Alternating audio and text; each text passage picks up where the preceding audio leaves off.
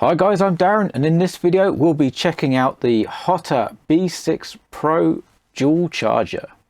So before carrying on with the video, I just want to give a shout out to Piers and Ralph and say thank you very much for becoming supporters on Patreon. It really means a lot and it really helps me with the channel.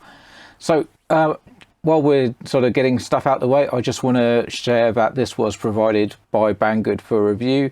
But I give my honest opinion regardless of where things come from, and leave it up to you to decide whether it's good for you or not. But unless it's absolutely crap, I'll just say it's absolutely crap. So let's take a look at this charger. Right, so here we have the D6 Pro charger, and you can sort of tell by my hands the box is really small, and this is something that confused me because it's 200 watt charger on AC. It is 650 watt on DC with 15 amps, and compared to older chargers it seems like it's quite small. So yeah, I've not heard of HOTA before, but if you can see here, they've had something official to do with the World Drone Championship, so maybe they're a decent product. So let's open the box and then we can chat about the features in a sec. So we get a sticker and we get a paper manual. So this manual is absolutely huge. Look at all that information you get, but don't worry about this. It gives you all the sort of basic things, and there is a full manual which is actually really quite decent on their website. A word of warning about the website: when I went there, my Bitdefender actually popped up a warning saying that it's trying to do some snooping, so be careful about that. Maybe use like a safe browser in a sandbox or something. But the manual is on there. It is pretty decent. I downloaded it on my phone. There's also firmware, which I've not actually had a play with yet, but that is also available on the website. So let's continue in the box. We have a power cable, and if you see here, this is actually it has a Samsung tie around it, so I can only assume that the cable has come from Samsung. So maybe there's other quality components used inside this as well. The plug, obviously I'm in the UK, so I have a UK plug, but you can get Australian plug, AU, USA and European plugs are all available. So there's a lot of choice there. And this is the charger itself. You know, it is pretty small. If I compare it to one that you may have seen in the past, this is an ISDT SC620. So this is quite an old charger. It's 500 watts DC only. And yeah, it's a little bit taller, and sort of footprint is a bit bigger too. But for what this is, a 200 watt charger, this is quite small. And just for comparison, this is a 240 watt charger that I bought about 2 weeks ago. So this is 120 watts each side, whereas this is 100 watts each side. So there's not a lot of difference in the power, but look at the size difference between these two. It's, this thing here is probably 2/3 the size. So it is quite a small unit for what it is. So initial thoughts of the construction is, it's nice, rigid enough plastic. The buttons are positive. You've got nice clicks on everything. This is it's actually an aluminium scroll wheel, and it feels quite nice and positive. So yeah, construction seems decent. Nothing feels cheap or anything like that. So let's have a quick look at what we have. So on the front, the important stuff. We have two XT60s and we have two 6-position balance connectors.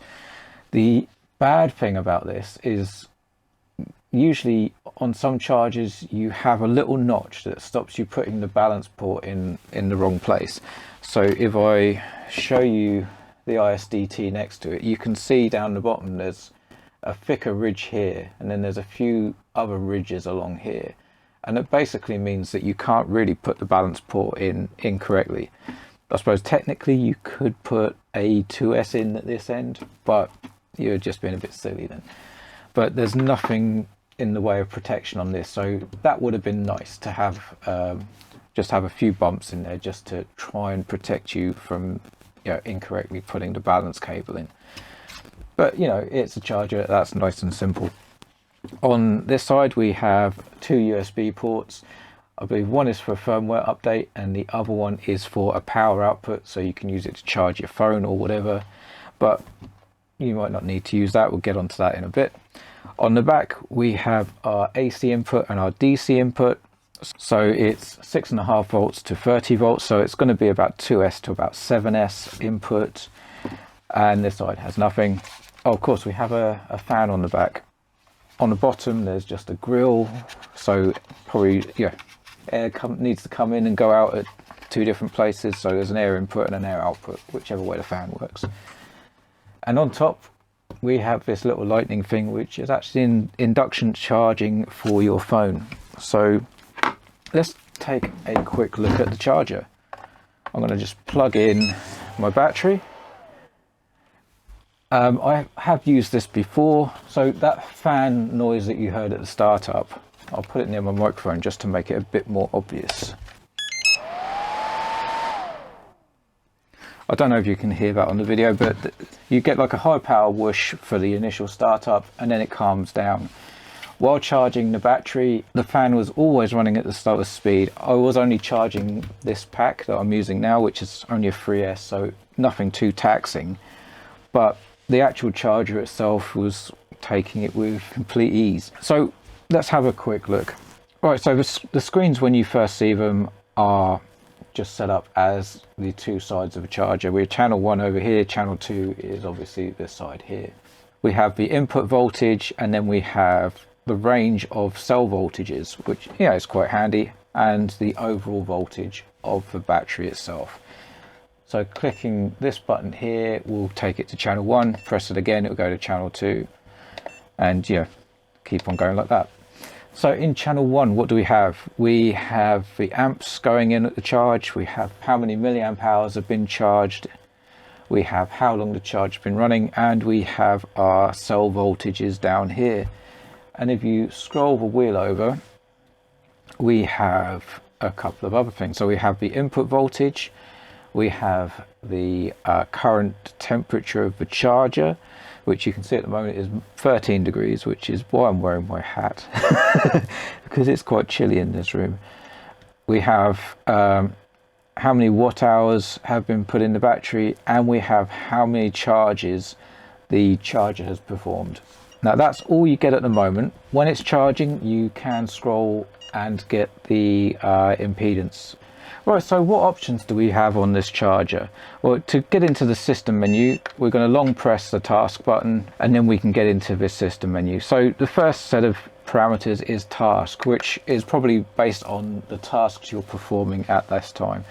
So there is a safety timer which will stop the charge after a certain amount of time has passed. So for lipos, you might want to set that at something like 50 minutes, an hour. For lithium ion, 2 hours, which I've got it set at here, is fine. Maximum capacity, again, that will depend on how big a battery you're charging. You want it a bit higher because when you do the balance charge, it's obviously going to drain current out and then put it back in. So end current is how much the battery charger will be putting in at the end of the cycle. So if we have 2 amps going in, it will be putting in 0.2 amps at the end. We have a trickle charge option where we want it to trickle power in once it's finished. So if we go back, we now have system parameters, which are for the main charger itself. So first we have language. Now there is English. It looks like 2 variations of Chinese, German, and this here, which possibly is another Chinese or Japanese. I don't really understand these symbol languages, but these are the languages available. There's nothing else. Possibly there is in firmware updates, but with this current setup, that's all there is. Right, we have maximum input power and maximum input voltage. Now this is quite important if you're running off of a battery. So you can see I've got my minimum input voltage to 10.5 volts. Now this is in half volt steps. So 10.5 volts will be absolutely fine to go down to with a 3S pack. Based on around sort of 3.4, 3.5 volts per cell, that's what you want to sort of set this at so that it doesn't over discharge this battery here. So next up we have maximum input power, and this is how much power this can actually put out. And again, this is quite important so you don't abuse this battery. So this is based on your C rating. So this is a 10C battery, so 10. This is a 4 amp hour battery, so times 4. That leaves us obviously 40. So this is a 3S, so if we do 3.7 times 3 to give us the 11.1 volts times 40 equals 444. So we can put in, it's going to be about 450, isn't it? We'll go down to 440, again erring on the side of caution.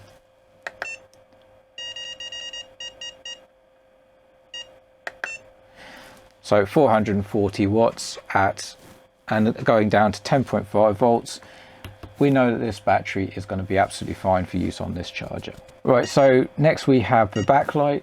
So we have high, middle and low. Low is really hard to see. So middle, I'd say, is the lower setting, and high is quite nice and bright. I've got it set to middle because that actually looks best on the camera. Wireless charging on is whether you want to use the inductive charging. So while I've got the phone here, let's stick that on there. You can see the charging symbol has come on now. So inductance charging works just fine. Right, volume. Now this one is a bit annoying. There's basically low, middle, high and off for the volumes.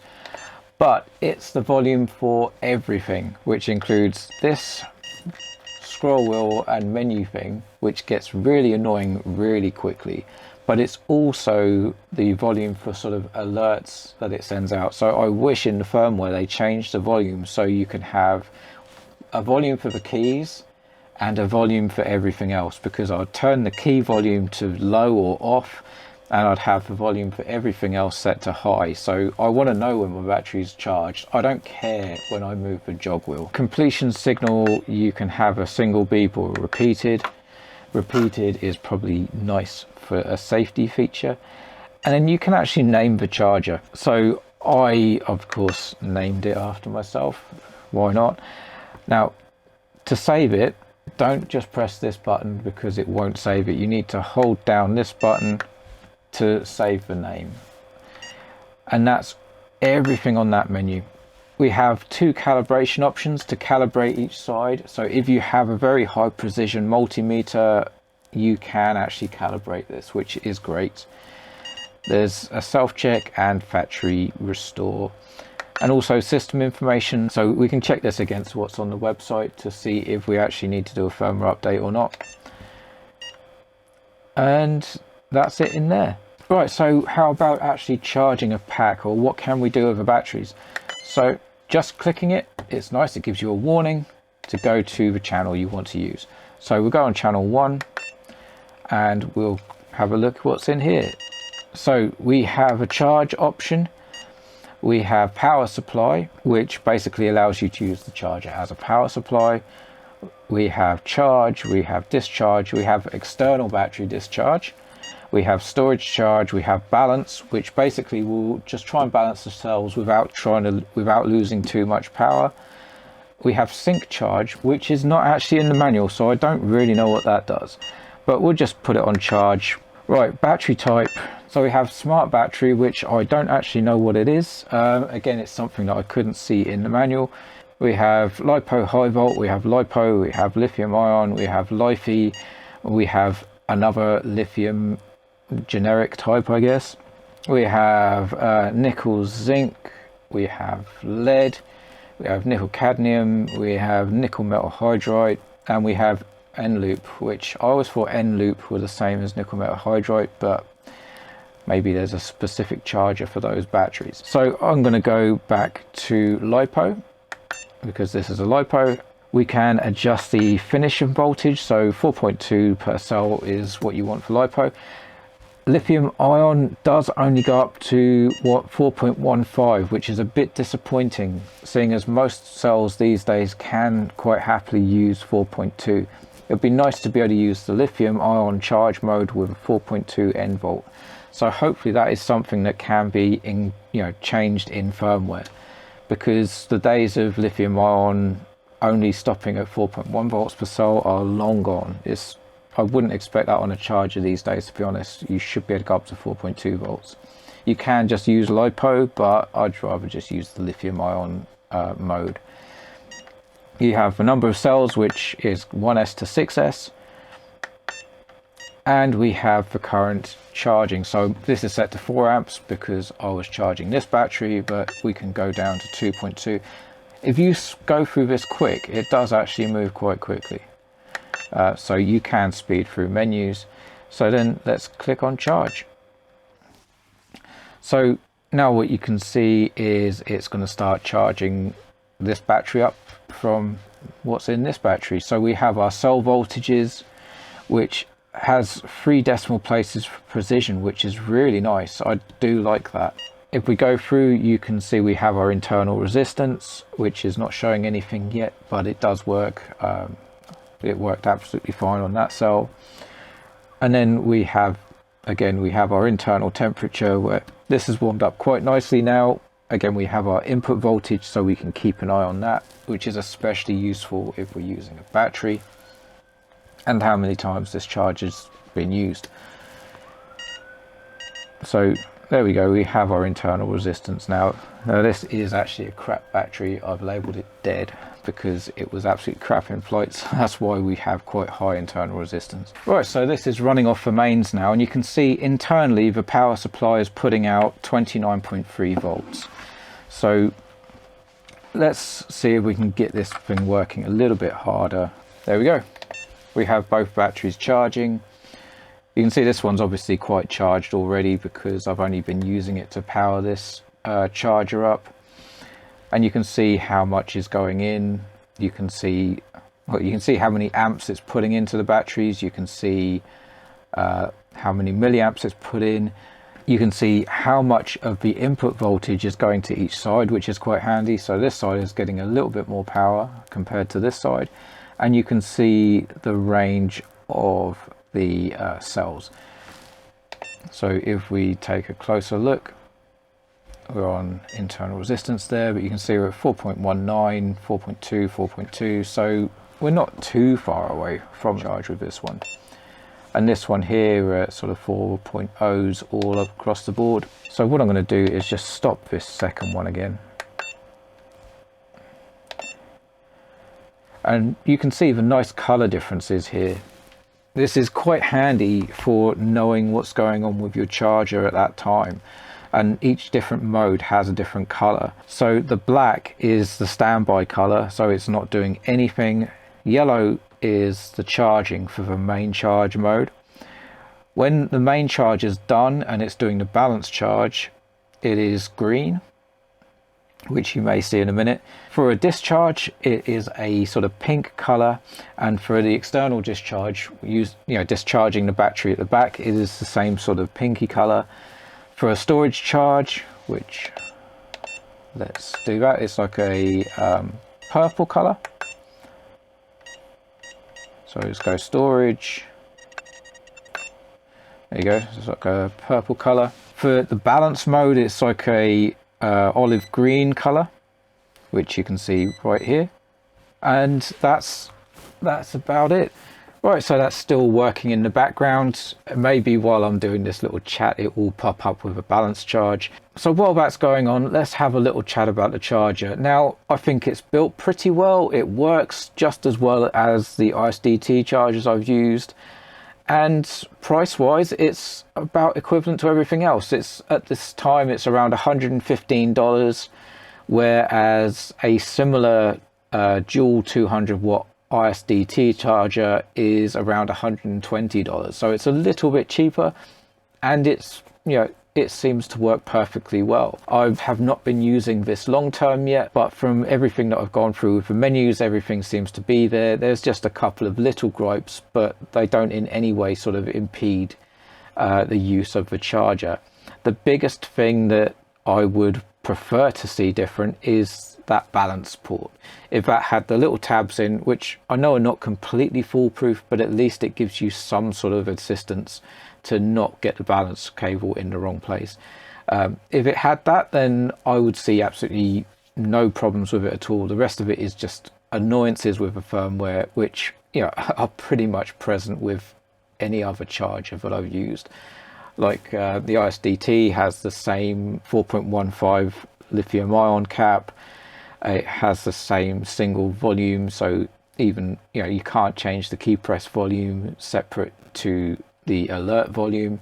So overall, to me, it seems like a pretty decent charger. So as long as you're not looking to charge too big a battery, you should be fine with it. I mean, based on my calculations, this should be all right. Balance charge. So this should be all right for about a 6S pack at around about 4 amps.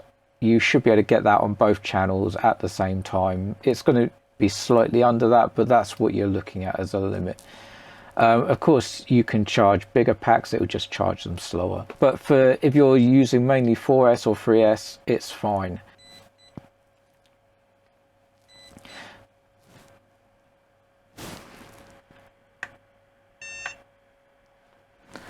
Oh, that's quite cool. You hold down the button and it stops the charge. So there you go, just hold down that button and it will stop the charge. Nice.